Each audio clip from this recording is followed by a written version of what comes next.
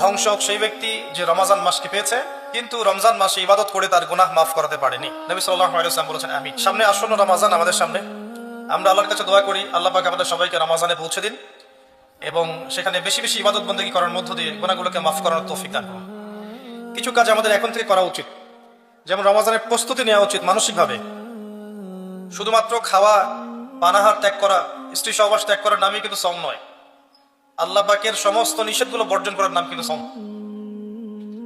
না খেয়ে থেকে কেউ যদি মিথ্যা কথা বলে, রোজা অবস্থায় কেউ যদি মিথ্যা কথা বলে, মাপে কম দেয়, গীবত করে, সুদ খায়, জেনা করে, দুর্নীতি করে, তার কি রোজা হবে? ওলামায়ে কেরাম যে কারো কাছে গিয়ে ফতোয়া নিয়ে নেন, যে কোনো মাযহাবের ওলামায়ে কেরামের কাছে ফতোয়া নিয়ে নেন, তারা বলবে রোজা হবে না। সওম এর না, মানসিক প্রস্তুতি নেওয়া দরকার যে রমজান আসার আগেই আমি যে খারাপিগুলোর মধ্যে লিপ্ত আছি একটা একটা করে ছেড়ে দিন ইনশাআল্লাহ।